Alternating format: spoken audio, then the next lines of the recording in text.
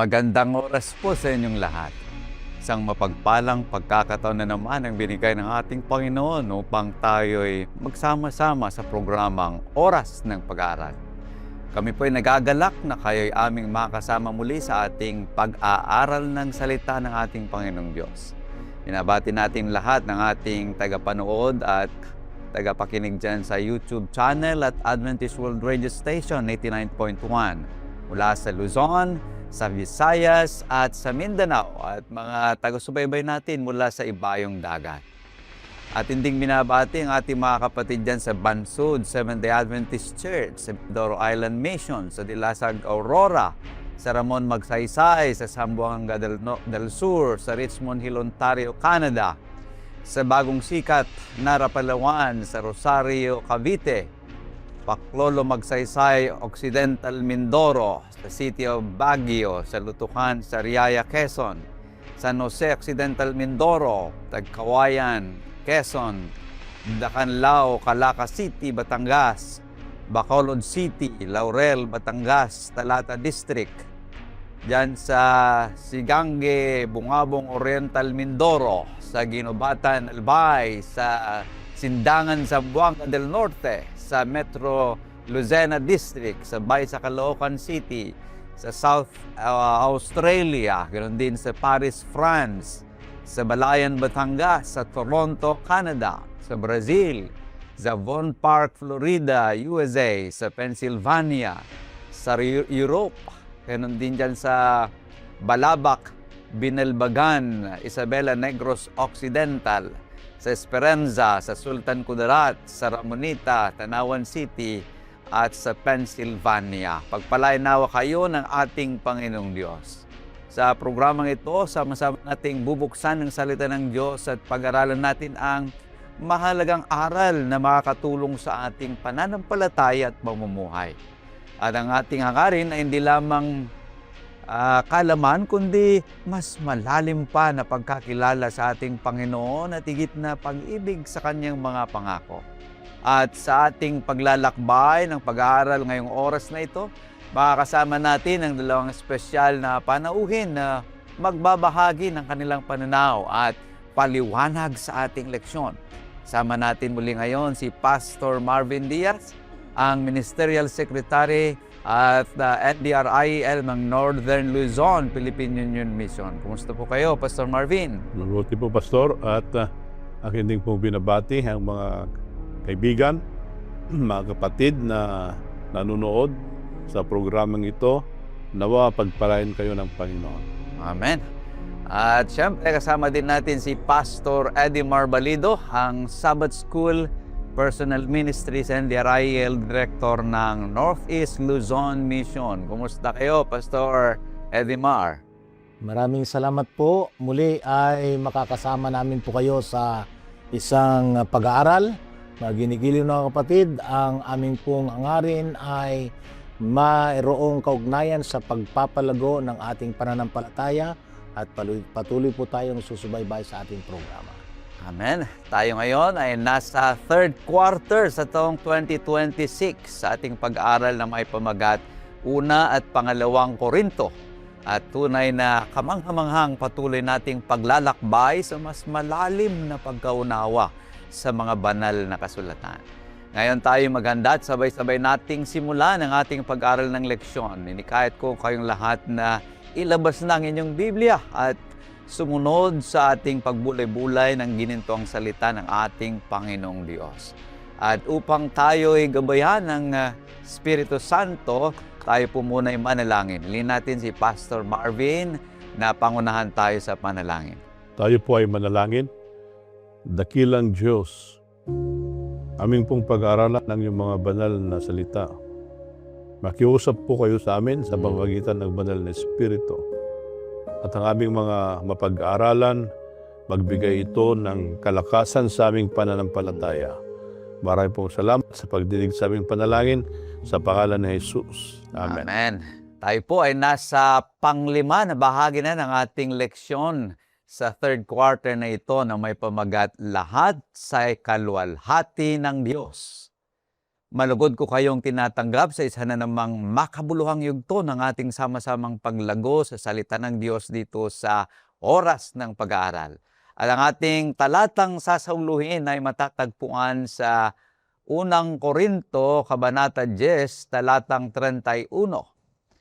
Kaya kung kayo man ay kumakain, umiinom o anuman ang inyong ginagawa, gawin ninyong lahat sa ikalawalhati ng Diyos. Kaibigan, bago natin himayin ang mga punto sa ating pag-aaral, pakinggan muna natin ang pinakapusod background ng ating leksyon sa oras na ito. Ang buhay Kristiyano ay sinasabuhay upang magbigay dangal sa Diyos, umiwas sa espiritual na kompromiso at maghangad sa kaligtasan ng kapwa. Sa unang Korinto, Kabanata 10, sinatalakay dito ni Pablo ang usapin ng kalayaan at pananagutan ng isang Kristiyano. Ginamit niyang karanasan ng Israel sa ilang bilang isang babala upang paalalahanan ng mga mananampalataya ng spiritual na pribilehyo ay hindi garantiya ng spiritual na katapatan. Ang mga taga-Korinto noon ay natutuksong abusuhin ang kanilang kalayaan sa pamagitan ng pakikibahagi sa mga gawaing may kinalaman sa idolatria at sa paglalagay ng kanilang sariling karapatan sa itaas ng spiritual na kapakanan ng iba. At dahil dito, tinuturo ni Pablo na ang pinakamataas na pamantayan ng pamumuhay Kristiyano ay hindi lamang ang tanong na pinahihintulutan ba ito, kundi ito ba ay nagbibigay luwalhati sa Diyos? Ang bawat aspeto ng ating buhay mula sa pagsamba hanggang sa ating mga pang-araw-araw na desisyon ay dapat sumasailalim sa karakter ng Diyos at magpasulong sa Kanyang misyon. Kanya upang mas maunawaan natin ang biblical na perspective ng ating papag-aralan sa oras na ito, hihimayin natin ang tatlong mahalagang punto. Una, caution from the past. Pangalawa, commitment to God. At ang pangatlo, conduct for God's glory. Isa-isahin po natin ito, mga kapatid. Ang una, caution from the past. Ang key point nating pag-aralan dito ay ang mga karanasan ng Israel ay nagsisilbing mga babala laban sa pagiging mapagmataas at sa spiritual na kompromiso. Ang kasaysayan ng bayan ng Diyos sa ilang ay hindi lamang basta kwento. Ito ay salamin na nagpapakita na kahit ang mga pinalad na tao ay maaring mabuwal kapag naging kampante. At upang mas masiyasat natin ang ating sariling mga puso laban sa ganitong panganib, ay may mga gabay na tanong para sa ating talakayan na sasagutin ng ating mga guests sa oras na ito. Una, bakit ginamit ni Pablo ang kasaysayan ng Israel bilang halimbawa para sa mga Kristiyano? Pangalawa, paano nagbibigay ang Diyos ng tagumpay laban sa tukso? At ang pangatlo, anong mga aral ang mapupulot ng makabagong iglesia mula sa mga kabiguan ng Israel? Ngayon, atin nang pag-usapan ang tatlong tanong na ito. Pastor Marvin. Itong lesson natin, Pastor Jules at Pastor Idimar, ito ay sinasakop ng dalawang kapitulo, tatlo, I should say tatlo, 8, 9, 10. Yes. Yan. Yan yung cover ng lesson. At pagtingnan natin, bakit ginamit ni Pablo ang karanasan ng Israel?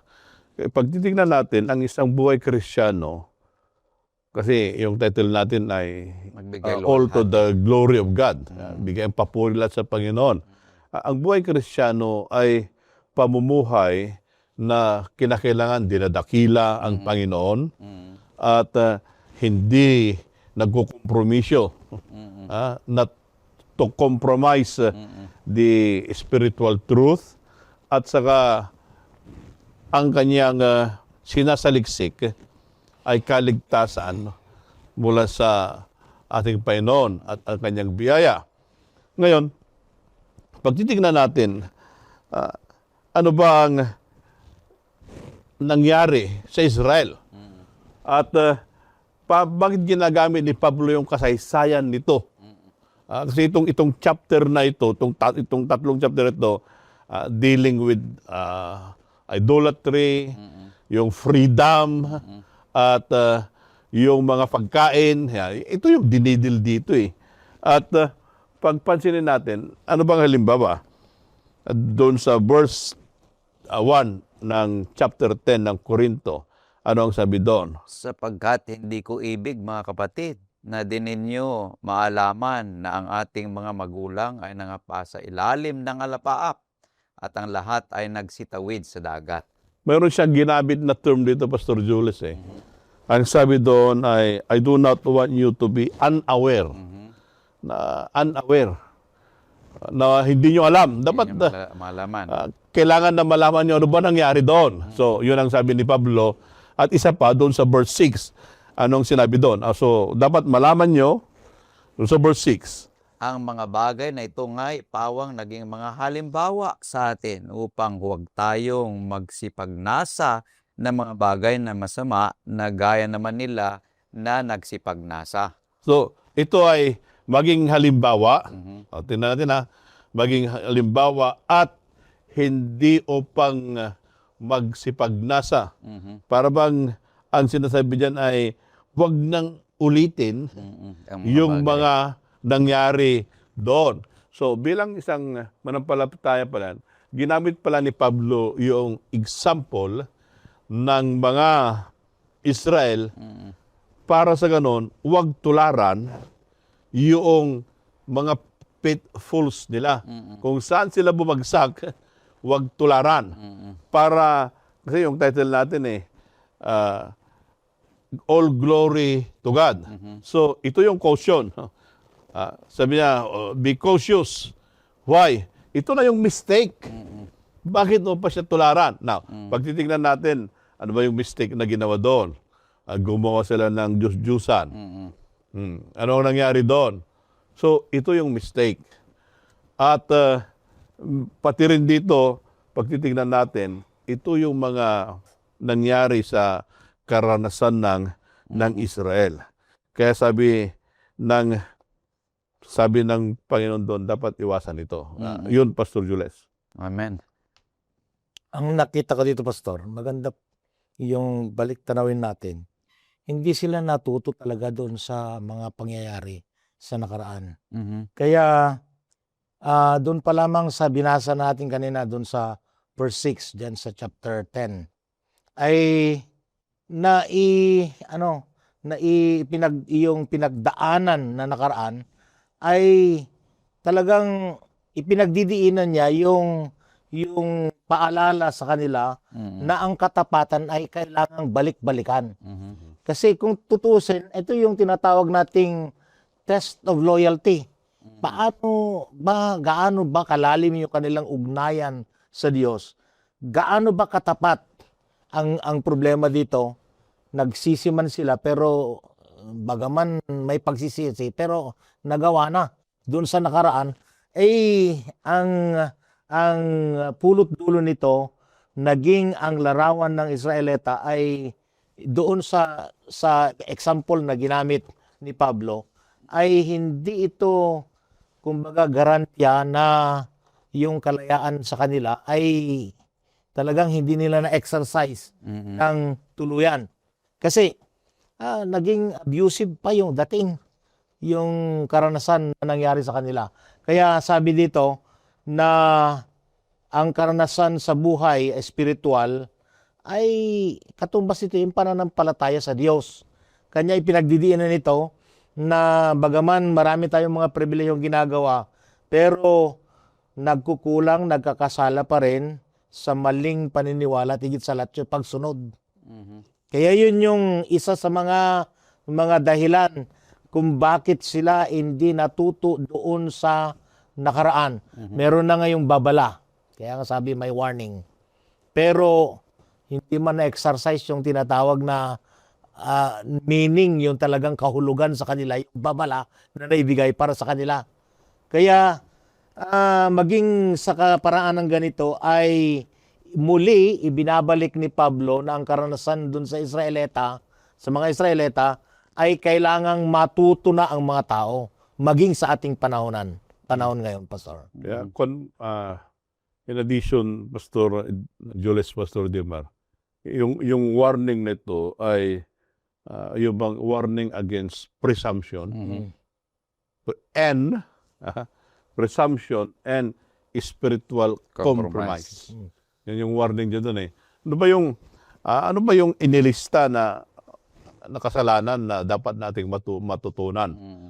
Nandito sa verse 7, verse 8 at saka verse 10. Ano sabi doon, Pastor Jules? Huwag din naman kayong mapagsamba sa mga Diyos-Diyosan gaya na yung ilan sa kanila ayon sa nasusulat. Naupo ang bayan upang magsikain at magsiinom at nagsitindig upang magsipagsayaw. Huwag din naman tayong makiapid na gaya ng ilan sa kanila na nangikiapid at ang nangabuwal ng isang araw ay 23,000. Huwag din kayong mga bulong-bulungan na gaya ng ilan sa kanila na nangagbulong-bulungan at nangapahamak sa pamagitan ng mga mangwawasak. So, pag isay natin doon, Pastor Jules at Pastor Dimar, ang ano doon ay they are idolaters. Delatros. Idolatry. Yan yung nila, yan yung una na Kasalanan. that we need to learn from the experience Mistakes. of Israel. Ang nangyari doon, wala na nga sila sa Ehipto. Gusto pa nila balikan yung gawain ng Ehipto. Kaya anong ginawa nila doon? Gumawa sila ng Diyos-Diyosan. No, ganon din minsan sa buhay Kristiyano, wala na nga tayo sa Ehipto, going to the land of promise. Minsan, ang nangyari sa buhay natin, gusto natin bumalik doon sa Ehipto. Maraming pa ring mga Diyos-Diyosan. Marami pa ring Diyos-Diyosan na kung saan ay ang priority hindi yung living God. Ang priority yung Diyos-Diyosan. Ang Diyos-Diyosan kasi anuman bagay na nagbibigay hindrance o balakid sa paglilingkod ng Panginoon. Yun yung una. Kaya kung ang balakid sa atin ay yung karir mo, yung pera mo, yung pag-aaral mo, wala ka mang rebulto doon sa bahay. Pero pag binigyan mo ng attention ng isang bagay more than God, that's idolatry. At hindi lang yon, ang isa pa doon sa verse kanina, nandun na naman yung pakikipapid, sexual immorality. Ito yung ancient sin. Kaya hindi lang yon. Ano pa? Ang sabi doon sa verse 10, complaining. Meron pala yon. Nagko-complain palagi. Nagko-complain palagi. Wala ka nang ang magandang maibigay. Complain ka pa ng complain. Complain ka pa ng complain. Ang remarks mo, negative pa. Reklamo ng reklamo. Yan yung problema. Reklamo. Kaya sabi, di ba sabi nito, biro mo, kumakain sila ng mana. Every day. Quail. Tapos sasabihin, makasuya mo. Palagi na lang mana. Sabi no, nakakasawa naman ito. Ang doon, ang point ng Panginoon, sinusustain na nga. Sinusustain na nga, nagko-complain pa. Reklamo pa. No, sa buhay Kristiyano, minsan, ang Panginoon, binibigyan na nga tayo ng araw-araw. Binibigyan ka ng buhay, binibigyan ka ng kailangan mo. Minsan, nagko-complain pa. Para bang hindi tayo makontento. Yan. Ito yung, kaya sabi doon, be cautious. Be cautious. Ito yung bakit ginamit ni Pablo yung kasaysayan ng Israel para ibigay sa atin na ito yung ginawa nila. Ito yung example. Then, why you are repeating again? Di ba? Yun ang pangyayari doon. Kaya, ito, paano naman kayo ito yung nangyari yon, paano, how to escape? Kaya yung pangalawang tanong doon ay, paano mo escape ang tukso? Ito naman, if you are being tempted doon sa idolatry, doon sa sexual immorality, doon sa complaining, hindi naman kasalanan yan pag hindi ka nag-give in eh. Ay.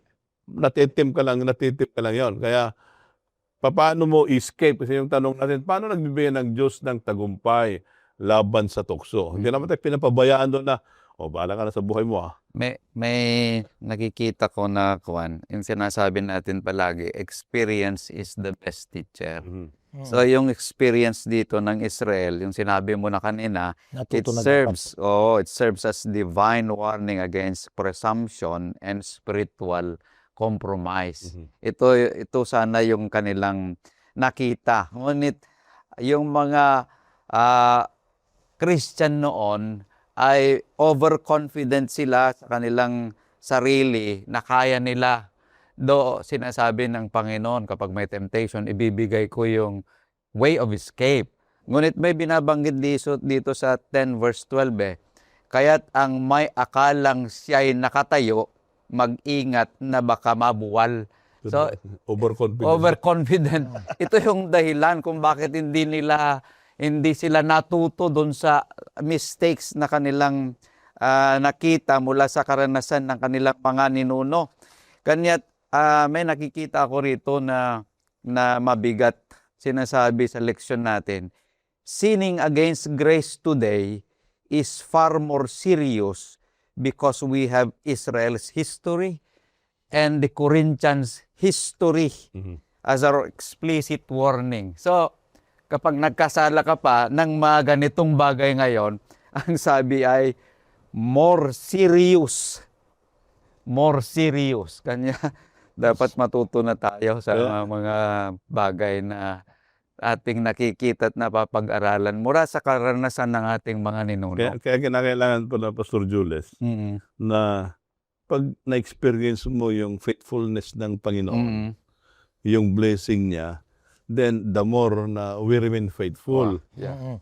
Kaya para sa ganun, yung mga karanasan na sa buhay, bilang isang mananampalataya, ay nagbibigay palagi ng papuri sa Panginoon. Kasi sabi all glory. All glory to God, not glory to yourself. Yes.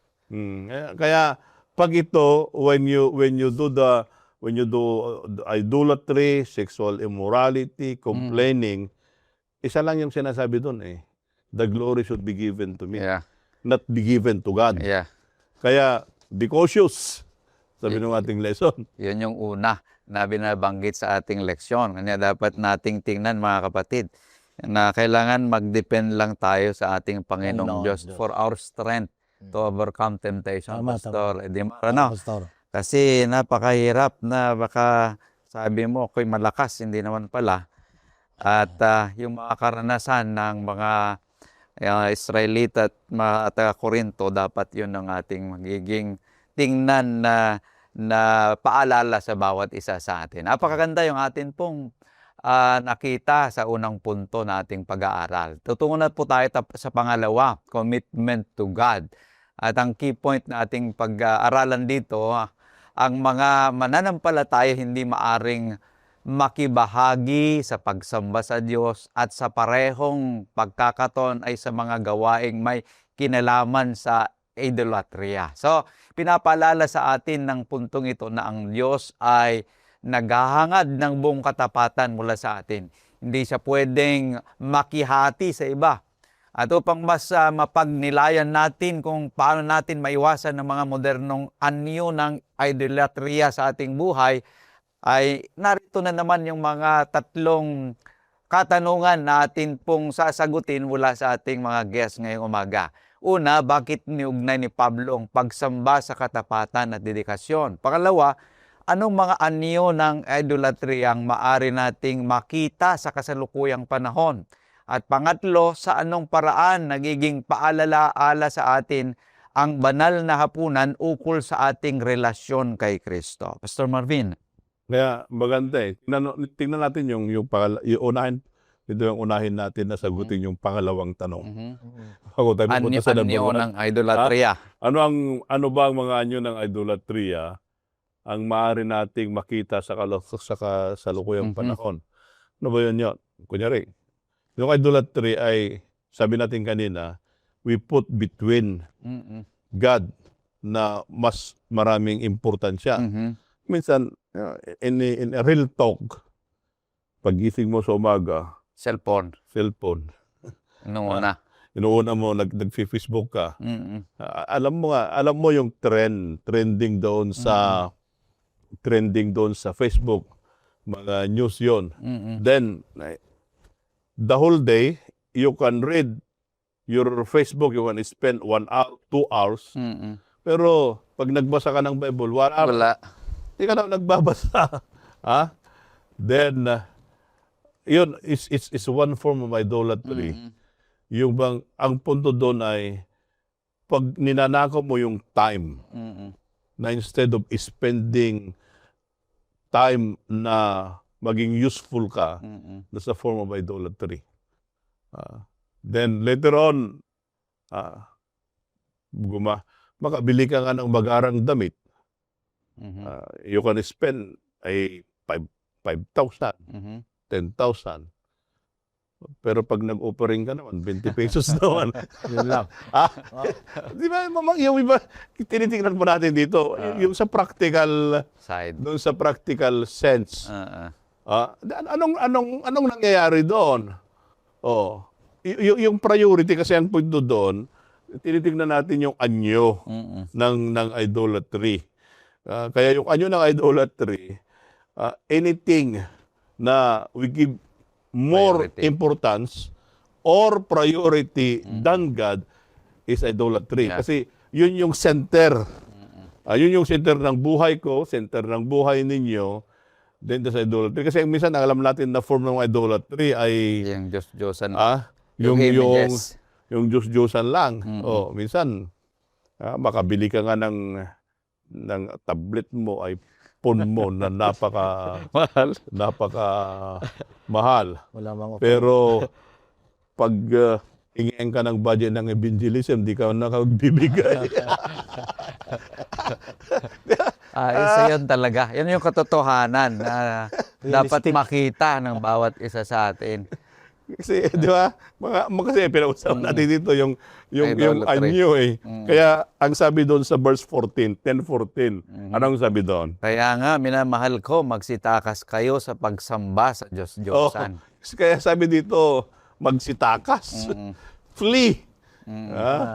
Lumayo ka sa mga ito. Kasi pag hindi tayo lumayo sa Diyos-Diyosan, walang pinagkaiba ito sa pag-inom, yung pag-inom ng sahapunan. Kasi ang sabi doon sa verse 20, maraming tanong-tanong pa dyan eh. Pero doon sa verse 20 at verse 20 at saka 21, anong sabi doon?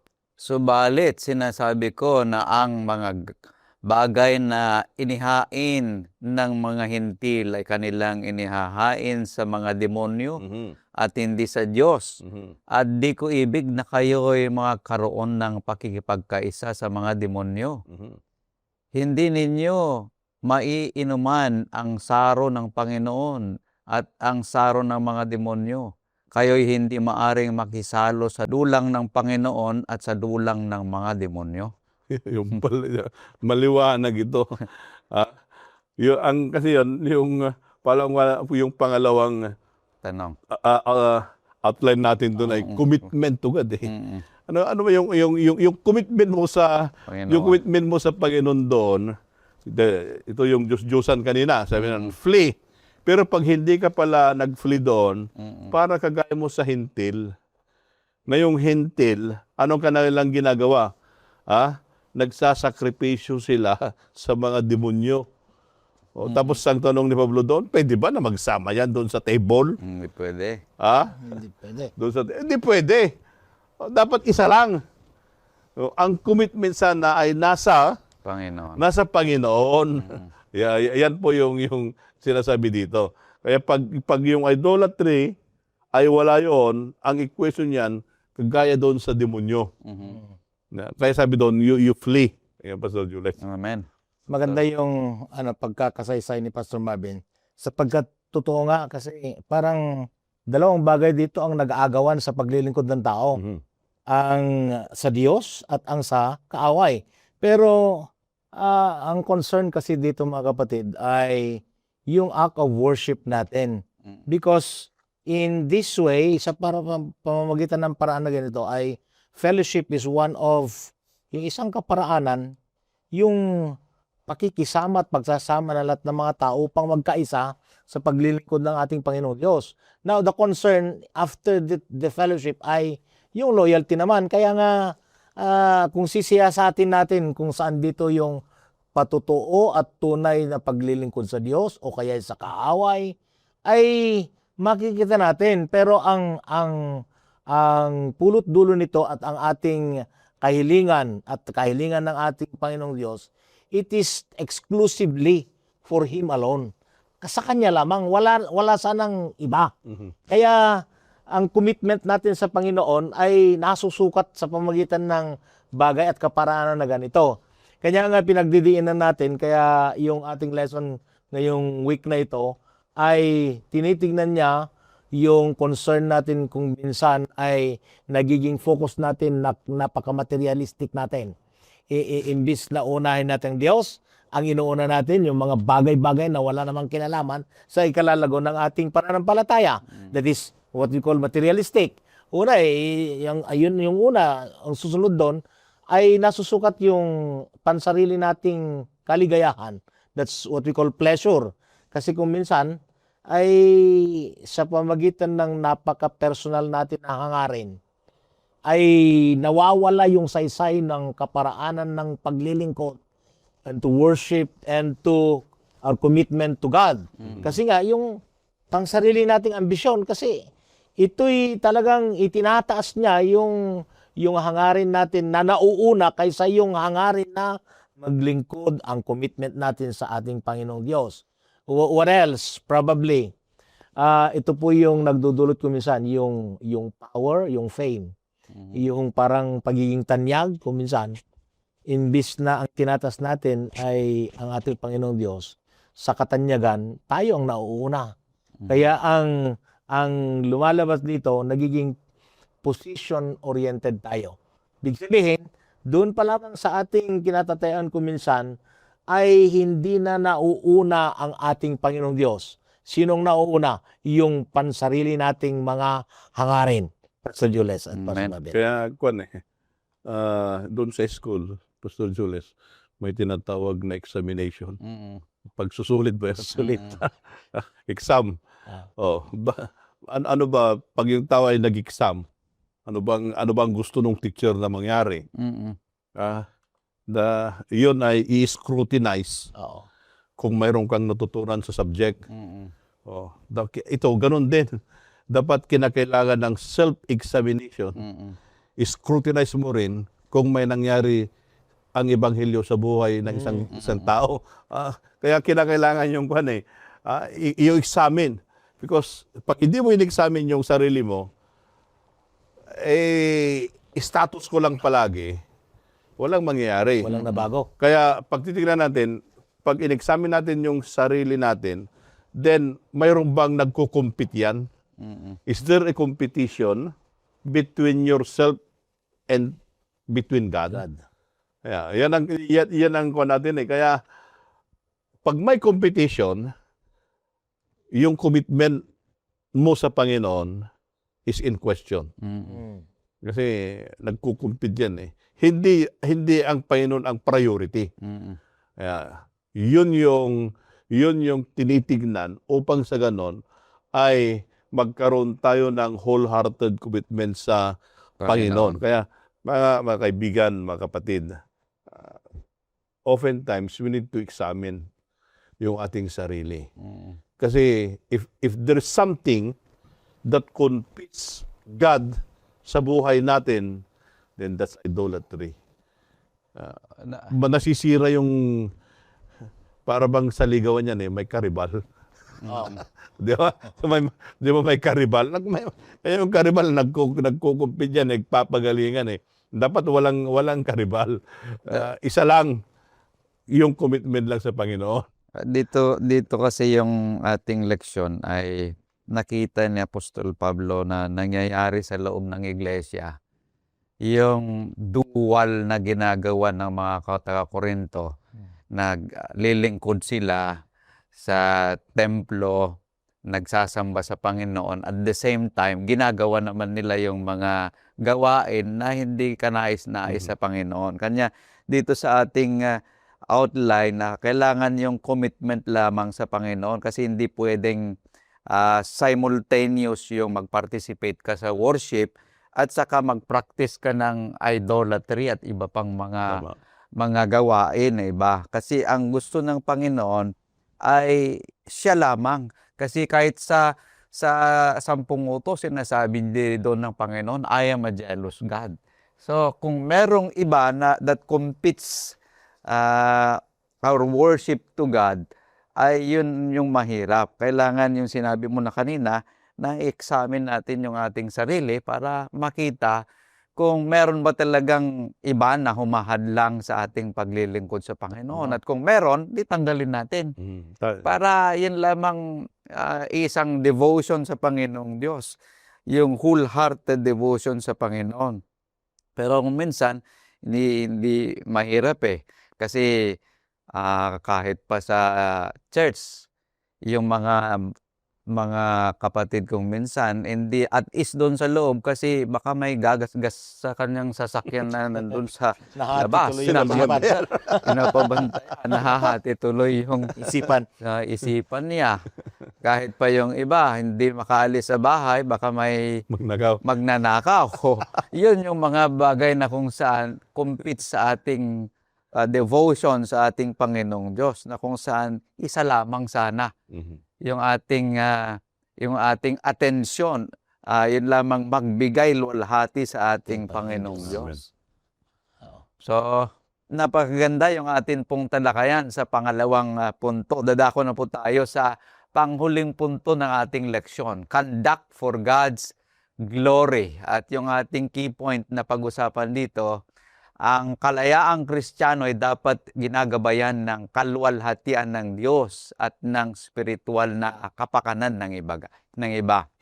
So, napakalaking paalaala ng ating kalayaan kay Kristo ay hindi lisensya para gawin ang anumang gusto natin, kundi isang pribilehiyo ito para maglingkod at magpatibay sa ating kapwa. At upang mapag-usapan natin ito ng mas maganda ay ating tatalakayin muli ang dalawang tanong. Una, ano ang pagkakaiba sa pagitan ng kung ano ang pinahihintulutan at kung ano ang nakakabuti? Pangalawa, anong ibig sabihin ng paggawa sa lahat ng bagay para sa kaluwalhatian ng Diyos? Sir Marvin. Ganda ito yung tanong maganda Pag tingnan natin, paano ba tayo na yung conduct? Ano ba yung conduct? Kababalin? Ugali? Tangian, gawain. Tangian yan. So, yung bang conduct natin ay nagbibigay ba ng luwalhati sa Panginoon? Tingnan natin Ating mga gawin. Nagbigay example si Pablo doon sa verse 23, 24 at saka 25 ng chapter 10. Lahat ng mga bagay ay matuwid, ngunit hindi ang lahat ng mga bagay ay nararapat. Lahat ng mga bagay ay matuwid, ngunit hindi ang lahat ng mga bagay ay makapagpapatibay.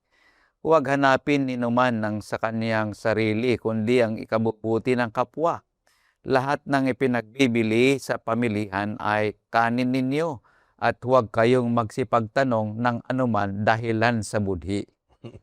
Minsan ito yung ginagamit na na palaging ibinabato na sabi doon, huwag ka na magtanong. Kung ano nakita mo sa palengke, maayos yan.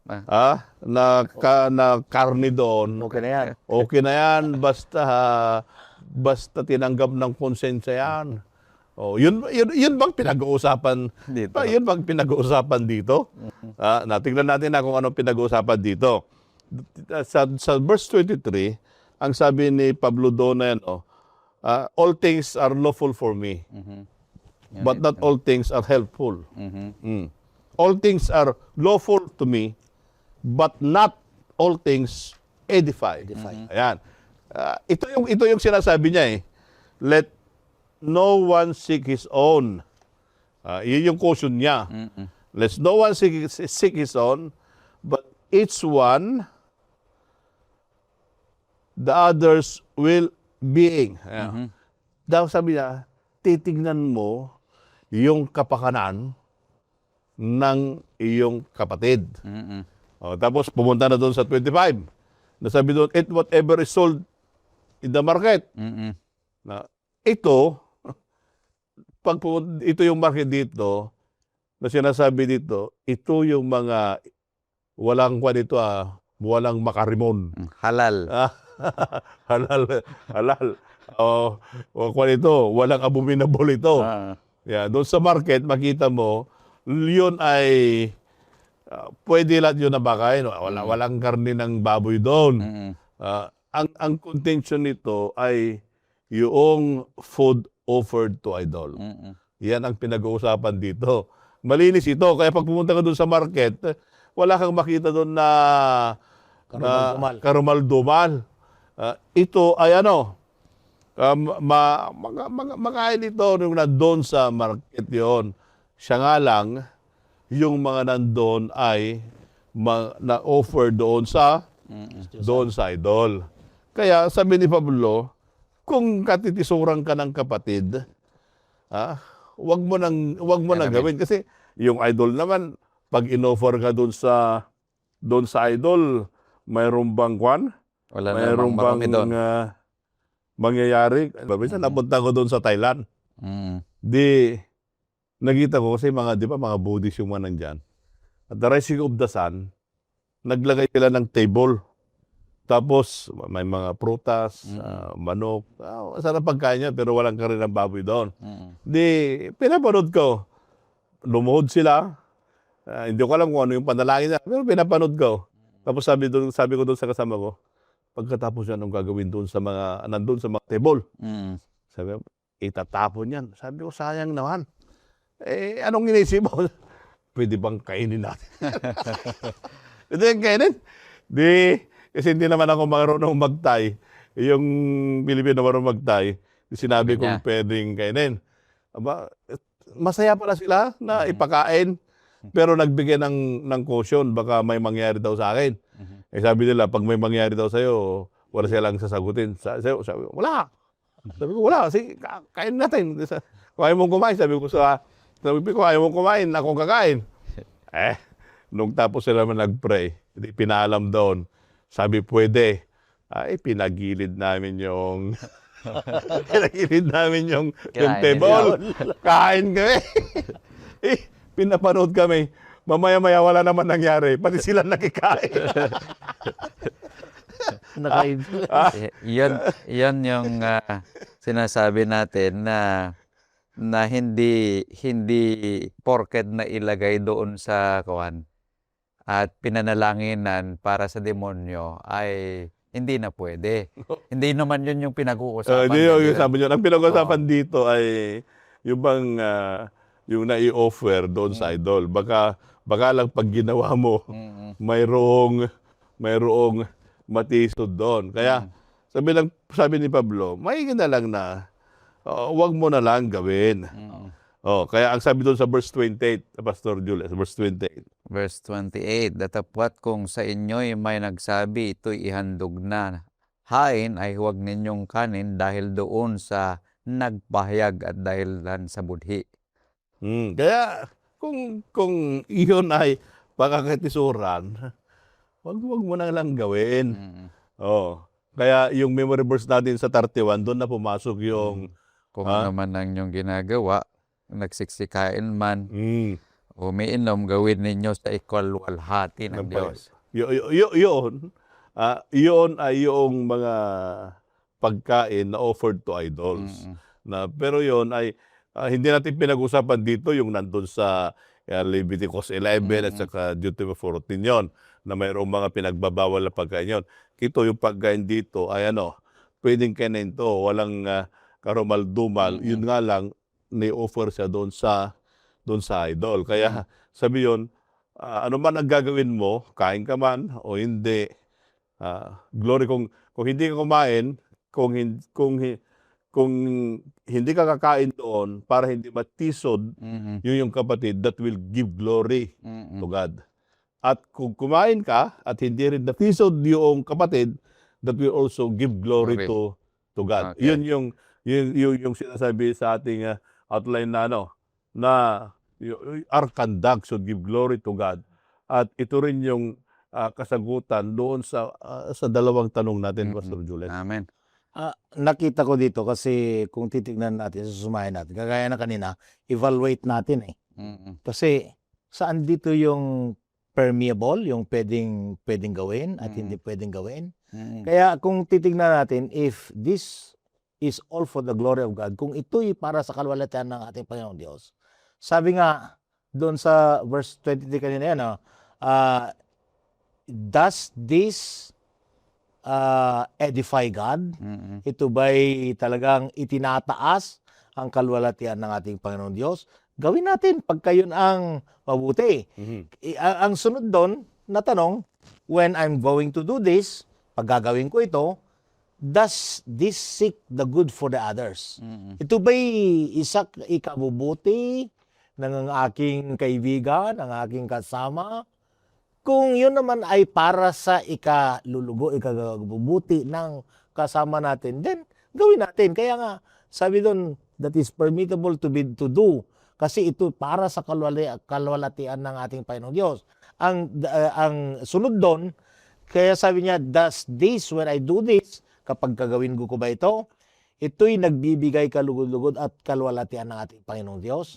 Does this honor the Christ you are serving? Kaya nga maliwanag po ang pagkakasabi. Kasi pagka ang ating sinasaysay dito ay para lamang sa ikaluwalhati ng ating Panginoong Diyos. Ito ba'y napapalakas ang iglesia na nagbibigay kalwalhatian ng ating Panginoong Diyos? Gawin natin. Pero pagka ito na may apektado na ang karamihan sa loob ng iglesia, ay siguro naman isipin muna natin. Kasi maaaring ito'y hindi na nagbibigay ng kalwalhatian ng ating Panginoong Diyos. Because the bottom line sa aking pananaw sa ating lesson ay kung sinasabi nating nagbibigay ng kalwalhatian nating Panginoong Diyos because somebody is seeking for salvation. Merong isa, hindi lang isa, lahat ay naghahanap ng kaligtasan. At higit sa lahat na ito'y pinahintulutan upang maipakita, upang ito'y matugunan yung larawan na ipinapakita ng ating Panginoong Hesukristo. Napakaganda itong sinasabi natin na sa pangatlong punto, conduct for God's glory. Yung nakita ko dito, Pastor Marvin at Pastor Edimar, na key verse dito ay yung verse 31 na siya ito yung ating memory verse kanina. Ito'y palagi nating ginagamit tungkol sa pag tayo pinipresent natin yung pagkain. Pero ang binabanggit ng bagay na ito ay ito yung mga gawi ng bawat isa atin, yung ginagawa, yung kilos natin na kung saan ay pinapatungkol dito yung Christian freedom. Yung ano yung freedom sa Tagalog? Yung kalayaan ng bawat Kristiyano. Na yung kalayaan ng bawat Kristiyano should be guided always by two principles. Una, ito ba'y nagbibigay ng kalwalhatian ng Diyos? At ang pangalawa, ito ba'y nagbibigay ng spiritual good for others? Ito yung sinasabi dito sa ating talata. Dahil yung mature Christians, yes, it possess immense privilege in Christ. Ngunit yung liberty, yung freedom without responsibility becomes destructive anarchy. Ito yung aking nakita sa ating leksyon. Kanya nga't kung ating titingnan, meron palang binabanggit dito na kung saan yung conduct natin na nagbibigay ng kaluwalhatian ng Diyos ay merong responsibilidad na binabanggit. Una, responsibility to fellow Christians sa verses 23 to 30 na binasa na natin kanina. Meron tayong responsibility sa bawat mananampalataya. Kanya't sabi kanina ni Pastor Marvin, kung ikakatisod ng iba, huwag mong gawin. Doon sa mga mature Christian, kung hindi naman na nakakasira at ginawa, pero nakikita ng iba at natitisod yung iba, huwag mong gawin. Yan yung responsibilidad natin dito. Pangalawa, responsibility to glorify God. Kailangan nating tignan na yung isang mananampalataya cannot glorify God while simultaneously enduring a fellow Christian's conscience. So, hindi tayo nakapagbibigay ng lugod sa Panginoon kung yung iba naman ay nakakasira yung ginagawa natin sa kanila. At yung pangatlo, responsibility to win the lost. Sa verses 32 hanggang 33 binabanggit dito. Gusto kong basahin. Huwag kayong magbigay ng dahilang ikatitisod sa mga Hudyo man, sa mga Griego man, o sa mga iglesia man ng Diyos. Nagaya ko din naman na sa lahat ng mga bagay ay nagbibigay lugod ako sa lahat ng mga tao na hindi ko hinahanap ang aking sariling kapakinabangan kundi ang marami upang sila'y mangaligtas. So meron pala tayong responsibilidad sa mga lost, sa mga tao na nawala. Lahat ng mga bagay na ito ay sinasabi para sa atin. So napakaganda yung ating leksyon na ating pinag-aralan ngayon, mga kapatid. Ang bilang pagbubuod ng ating panghuling kaisipan sa oras na ito, ang hamon ni Pablo sa mga taga-Korinto ay nananatiling napakahalaga at napapanahon para sa atin ngayon.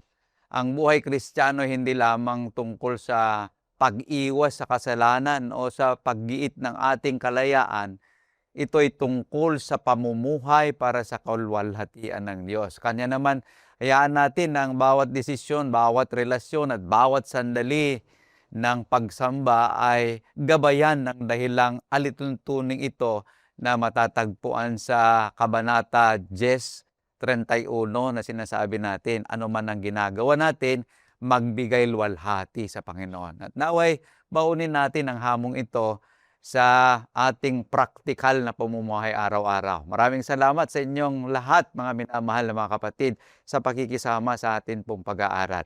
At bago tayo magtapos ay makinig muna tayo ng isang awitin at pagkatapos nito ay hilingin natin si Pastor Edimar na manalangin sa panghuling panalangin.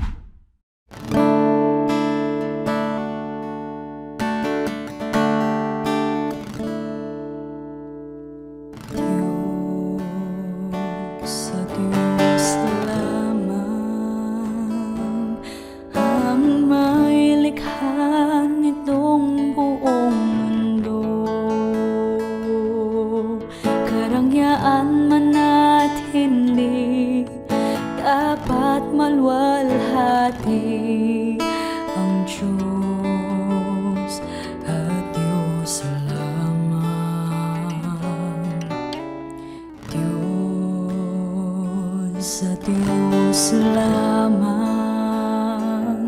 naghahayag ng katotohanan.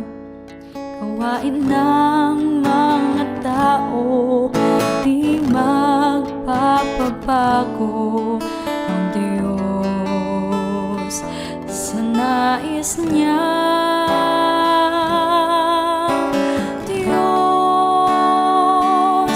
Diyos lamang ang hari ng buong kalawakan.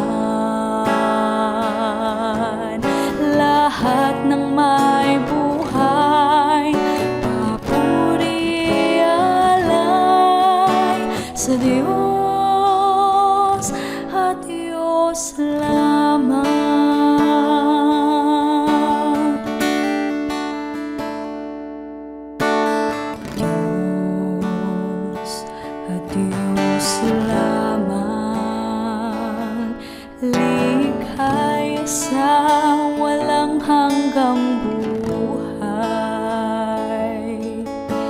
ang pinakamimithi, magsasawa'y hindi sa Diyos at Diyos lamang. Diyos at Diyos lamang ang hari ng buong kalawakan.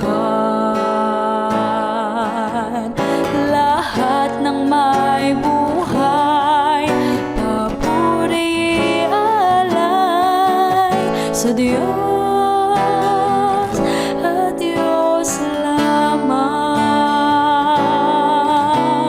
Diyos at Diyos lamang ang hari ng buong kalawakan.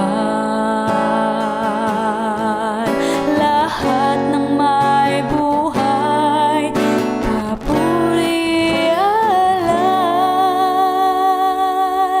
sa Diyos at Diyos lamang.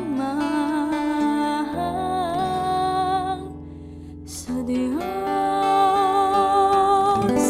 at Diyos lamang.